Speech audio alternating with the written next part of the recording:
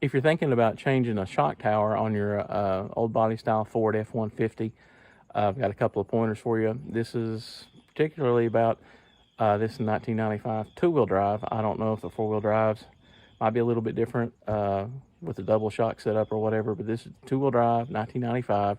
I replaced the passenger side shock tower, and I guess the first thing I want to talk about is the coil spring.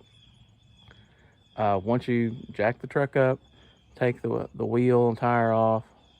Once you undo the shock, that lets the spindle hang down far enough that there's really no more pressure on the spring. It just about almost pops out. I mean, it just barely pops out. Certainly not at a dangerous, there's no dangerous amount of pressure on it. It just pops right out of there. So you don't have to worry about that. At least on this 1995 two-wheel drive, that was not an issue.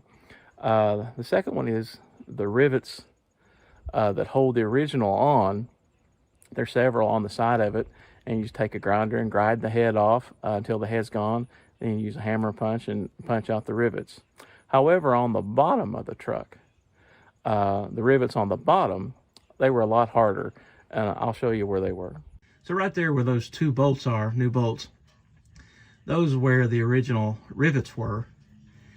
And up here, up on the side, the rivet just goes through the shock tower and the frame, but on the bottom it goes through the shock tower, the frame, and the engine cross member. So it's going through three separate layers of metal, and no matter how hard I tried with a hammer and a punch, I just could not drive those things out. You know, I had it here on the driveway jacked up. I just never could get a real good swing at it, a hard swing. My arms just, man, they got so tired pretty quickly. And so what I ended up doing was just going to China Freight and buying a cheap air chisel with a little punch attachment. And even then, I had to lay here and hold it on each one, I don't know, for 3 or 4 minutes with a little break every minute or so. I mean, it took that long to drive it out. I'm sure the neighbors love me. But that was the hardest part about the whole job, which is getting those two rivets out.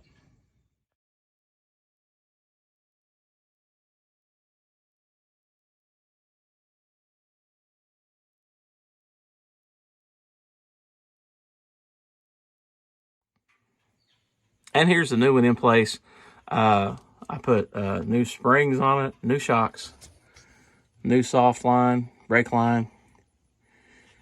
And, you know, getting to the nut down there at the bottom of the spring, you know, it was kind of a pain.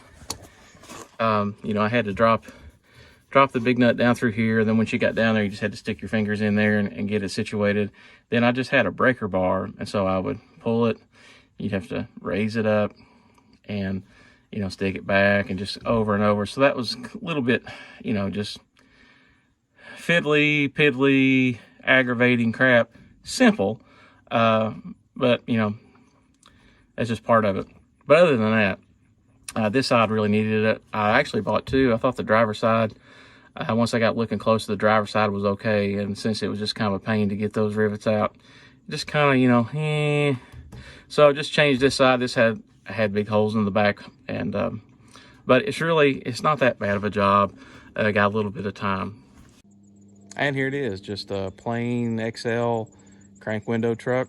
I did put the chrome wheel arches on it. Just had a little bit of rust on the very lips of the bed, so I just cut those out and treated those a little bit, fixed those up, and just covered it up with the chrome. The wheels, I guess, are older Ford wheels, and there's, I could tell, late 70s, early 80s, but they were on the truck when I bought it, and all I did was just strip the clear, keep them polished. The truck's not a daily driver. I just drive it whenever I take a Notion 2. I don't really drive it in the rain, certainly not when it snows or salt on the road, but I don't even like to drive it in the rain just because I don't want, you know, I'm too lazy to clean it again. So anyway, that's it. Thanks for watching. If you don't care, hit the like and subscribe button. I appreciate it.